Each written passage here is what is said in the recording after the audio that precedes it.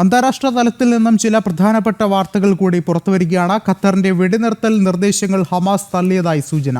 തുറന്ന ചർച്ചകൾക്ക് ഇസ്രായേൽ സന്നദ്ധത അറിയിച്ചെങ്കിലും ഹമാസ് അനുകൂല നിലപാടല്ല ഇപ്പോൾ സ്വീകരിക്കുന്നത്. ഗാസയിൽ വിന്യസിച്ച ഇസ്രായേൽ സൈനിക വിഭാഗങ്ങളെ പിൻവലിക്കുന്നത് സംബന്ധിച്ചാണ് തർക്കങ്ങൾ തുടരുന്നത്. റഫ അതിർത്തിയിൽ ഉൾപ്പെടെ 3 കിലോമീറ്ററോളം ബഫർ സോൺ വേണമെന്ന നിർദ്ദേശമാണ് ഇസ്രായേൽ മുന്നോട്ട് വയ്ക്കുന്നത്. 700 മീറ്റർ മുതൽ 1 കിലോമീറ്റർ വരെ ബഫർ സോൺ ആകാമെന്ന നിലപാടാണ് ഹമാസിനുള്ളത്. കൂടുതൽ വിവരങ്ങളുമായി ഐസൻ ജോസ് ചേരുന്നുണ്ട്. ഐസൻ, പശ്ചിമേഷ്യൻ സംഘർഷം അത് ലഘൂകരിക്കുന്ന ചർച്ചകൾ ഒരു വശത്ത് നടക്കുമ്പോൾ അതിന് വഴങ്ങുന്നില്ല എന്നുള്ളൊരു കാര്യമാണ് ഇപ്പോൾ ഹമാസ് മുന്നോട്ട് വയ്ക്കുന്നത്. ഒപ്പം തന്നെ ഇസ്രായേലും തങ്ങളുടെ നിലപാട് ആവർത്തിക്കുന്നുണ്ട്. എന്തൊക്കെയാണ് മറ്റു വിവരങ്ങൾ? നമുക്ക് ലഭിക്കുന്ന സൂചനകൾ അനുസരിച്ച് ഇപ്പോൾ ഈ യുദ്ധം വീണ്ടും ഒരു സങ്കീർണാവസ്ഥയിലേക്ക് പോകുമോ എന്ന ആശങ്ക തന്നെയാണുള്ളത്. നേരത്തെ നമ്മൾ സൂചിപ്പിച്ചതുപോലെ 60 ദിവസത്തെ വെടിനിർത്തൽ ട്രംപ് മുന്നോട്ട് വെക്കുകയും ഇസ്രായേലും അതുപോലെ തന്നെ ഹമാസും തത്വത്തിൽ അത് അംഗീകരിക്കുകയും ചെയ്തിരുന്നു.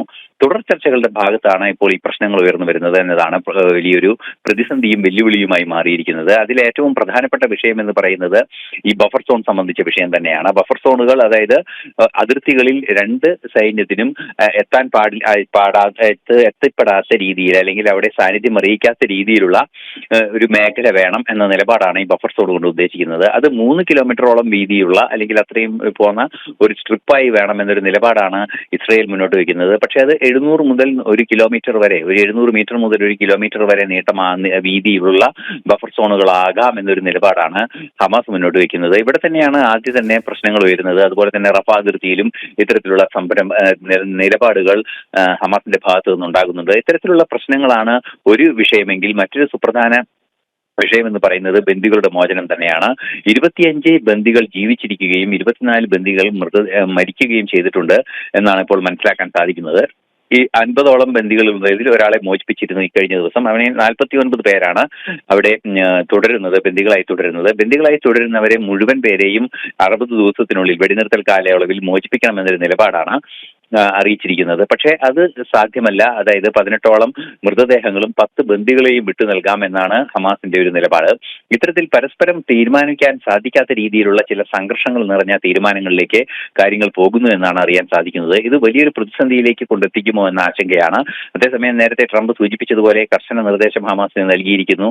ഇസ്രായേൽ നടപടികൾ സ്വീകരിക്കാൻ തയ്യാറാണെന്ന് അറിയിച്ചിരിക്കുന്നു. അതുപോലെ തന്നെ നേരത്തെ ആദ്യഘട്ടത്തിൽ, അതായത് തെരഞ്ഞെടുക്കപ്പെട്ട വേളയിലൊക്കെ ട്രംപ് ബെഞ്ചമിൻ നെതന്യാഹുവുമായി നടത്തിയ കൂടിക്കാഴ്ചയിൽ പറഞ്ഞ ഗാസയെ ഒരു റിവേറയാക്കും അല്ലെങ്കിൽ കടലോര വിശ്രമ കേന്ദ്രമാക്കുമെന്ന രീതിയിലൊക്കെ ഉണ്ടായ പ്രസ്താവനകൾക്കനുസരിച്ച് ഗാസയിൽ നിന്നും ആളുകളെ മാറ്റിപ്പാർപ്പിക്കുന്നത് ഉൾപ്പെടെ തയ്യാറാണ് എന്ന നിലപാട് ബെഞ്ചമിൻ നെതന്യാഹു അറിയിക്കുകയും ഒക്കെ ചെയ്തൊരു സാഹചര്യത്തിൽ ആ തരത്തിലുള്ള നീക്കങ്ങളും കൂടി നടത്തേണ്ടതുണ്ട് എന്നതുകൊണ്ട് തന്നെ കർശനമായ നടപടികൾ ഇക്കാര്യത്തിൽ ഉണ്ടാകുമെന്ന് തന്നെയാണ് മനസ്സിലാക്കാൻ സാധിക്കുന്നത്. നേരത്തെ സൂചിപ്പിച്ചതുപോലെ ഇറാനെ സംബന്ധിച്ചിടത്തോളം ഏറ്റവും ദുർബലമായ ഒരു അവസ്ഥയാണ് ഇപ്പോൾ ഉള്ളത്. അതുകൊണ്ട് തന്നെ ഇറാന്റെ പ്രോക്സികളായ ഹമാസിനെയും അതുപോലെ ഹൂതി ഭീകരരെയും സ്വാഭാവികമായും ഹിസ്ബുള്ള ഉൾപ്പെടെയുള്ള സംവിധാനങ്ങളെയും കാര്യമായി ആക്രമണത്തിന് നേരിടേണ്ട ഒരു സാഹചര്യം, ആക്രമണം നടത്തുന്ന ഒരു സാഹചര്യത്തിൽ നിന്ന് ഒഴിവാകുമെന്ന പ്രതീക്ഷയും നിലനിൽക്കുന്നുണ്ട്.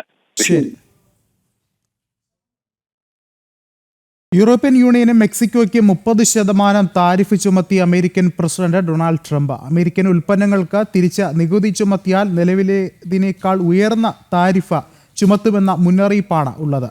താരിഫ് ചുമത്തിയ നടപടിയെ ഫ്രഞ്ച് പ്രസിഡന്റ് ഇമാനുവൽ മാക്രോൺ എതിർത്തു. കൂടുതൽ വിവരങ്ങളുമായി ഐസൻ ജോസ് ഒരിക്കൽ കൂടി ചേരുന്നുണ്ട്. ഐസൻ, ട്രംപിന്റെ ഒരു നിർണായകമായ പ്രഖ്യാപനം ഇവിടെ വീണ്ടും ഉണ്ടാവുകയാണ്. എന്തൊക്കെയാണ് മറ്റു വിവരങ്ങൾ?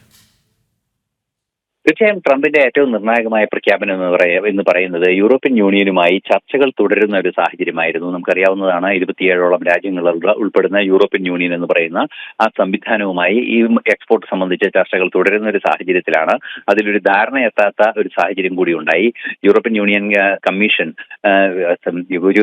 Commission Ursula von der Leyen എല്ലാം തന്നെ കൃത്യമായി ഈ വിഷയത്തിൽ ഇടപെടുകയും ചർച്ചകൾ തുടരുകയും ചെയ്യുന്ന ഒരു സാഹചര്യം ഉണ്ടായിരുന്നു. പക്ഷേ ഒരു അന്തിമ രൂപം ഉണ്ടാക്കാൻ സാധിക്കാത്ത ഒരു സാഹചര്യത്തിൽ ചർച്ചകൾ തുടർന്നു പോകുന്ന ഒരു സാഹചര്യം മാത്രമാണ് ഇപ്പോൾ ഉള്ളത്. അതുകൊണ്ട് തന്നെ നികുതി ചുമത്താതെ നിവൃത്തിയില്ല എന്ന നിലപാടാണ് ട്രംപ് അറിയിക്കുകയും സ്വാഭാവികമായും 30% അധിക താരിഫ് യൂറോപ്യൻ യൂണിയൻ രാജ്യങ്ങളിൽ നിന്ന് അമേരിക്കയിലേക്ക് ഇറക്കുമതി ചെയ്യുന്ന ഉൽപ്പന്നങ്ങൾക്ക് 30% അധിക താരിഫ് നിർണയിച്ചുകൊണ്ടുള്ള ഒരു തീരുമാനമുണ്ടായത്. ഈ തീരുമാനത്തിലെ ഏറ്റവും പ്രധാനപ്പെട്ട ഘടകം എന്ന് പറയുന്നത് ഫ്രഞ്ച് പ്രസിഡന്റിന്റെ എതിർപ്പ് തന്നെയാണ്. ഫ്രഞ്ച് പ്രസിഡന്റ് വളരെ കൃത്യമായി ആ താരിഫ് ചുമത്തിയതിനെ എതിർക്കുകയും ചെയ്യുന്നുണ്ട്. ആ എതിർപ്പ് തന്നെയാണ് ഇപ്പോൾ നിലവിലെ സാഹചര്യത്തിൽ വലിയൊരു പ്രശ്നമായി വരാനുള്ള ഒരു സാധ്യത. ഫ്രഞ്ച് പ്രസിഡന്റ് അമേരിക്കൻ പ്രസിഡന്റിന്റെ അധിക താരിഫ് നയങ്ങളോട് കൃത്യമായ നിലപാടുകൾ സ്വീകരിക്കുന്നു എന്ന് അറിയാനും സാധിക്കുന്നുണ്ട്. മാത്രമല്ല, ഏറ്റവും ഗൗരവമേറിയ ഒരു വിഷയം, പകരച്ചുങ്കം ഇനി ഏർപ്പെടുത്തുകയാണെങ്കിൽ കൂടുതൽ കടുത്ത നികുതി സ്ലാബിലേക്ക് കടക്കുമെന്ന മുന്നറിയിപ്പും ട്രംപ് നൽകുകയും ചെയ്യുന്നുണ്ട്. അത് യൂറോപ്യൻ യൂണിയന്റെ കാര്യമാണെങ്കിൽ മെക്സിക്കോയുടെ കാര്യത്തിൽ വളരെ കൃത്യമായ ഒരു നിലപാടാണ് ട്രംപ് വീണ്ടും അറിയിക്കുന്നത്. മെക്സിക്കോയിൽ നിന്നാണ് ഇത്തരത്തിലുള്ള മയക്കുമരുന്നുകളെല്ലാം തന്നെ അമേരിക്കയിലേക്ക് എത്തുന്നത്. സ്വാഭാവികമായും അതിർത്തിയിലെ പ്രശ്നങ്ങളുണ്ട്. ഈ രണ്ട് പ്രശ്നങ്ങളും പരിഹരിക്കുന്നതിനുള്ള നീക്കങ്ങൾ നടത്തുന്നുണ്ട് മെക്സിക്കോ എങ്കിൽ കൂടി ഉദ്ദേശിച്ച വേഗവും കാര്യക്ഷമതയും അക്കാര്യത്തിൽ ഉണ്ടാകുന്നില്ല. അതുകൊണ്ട് തന്നെയാണ് 30% അധിക താരിഫ് മെക്സിക്കോയ്ക്കും ചുമത്തുമെന്ന നിലപാട് ഇപ്പോൾ ട്രംപ് വ്യക്തമാക്കിയിരിക്കുന്നത്. ഓഗസ്റ്റ് 1 മുതലാണ് പുതുക്കിയ താരിഫ് നിരക്കുകൾ പുറത്തുവരിക. നേരത്തെ നമ്മൾ പറഞ്ഞതുപോലെ 17ഓളം രാജ്യങ്ങൾക്ക് പുതുക്കിയ താരിഫ് 1-ാം തീയതി മുതൽ നടപ്പാക്കാനുള്ള തീരുമാനമുണ്ടായിരുന്നു. അത്തരത്തിലുള്ള ചർച്ചകൾ നടന്നിരുന്നു. ജൂലൈ 9 മുതലാണ് നേരത്തെ നടത്താൻ അധിക താരിഫ് ചുമത്താനുള്ള നീക്കങ്ങൾ നടത്താനുള്ള നടപടികളെങ്കിൽ ഇന്ന് അതൊരു മാസത്തേക്ക് വർദ്ധിപ്പിച്ചിട്ടുണ്ട്. ഓഗസ്റ്റ് 9 മുതൽ ആരംഭിക്കുമെന്ന നിലപാടാണ് നേരത്തെ തന്നെ ട്രംപ് അറിയിക്കുകയും ചെയ്തിട്ടുള്ളത്. ഐസൻ ജോസ് ആണ് ഇന്റർനാഷണൽ ഡെസ്കിൽ നിന്നും വിശദമായ റിപ്പോർട്ടുകൾ പങ്കുവച്ചത്.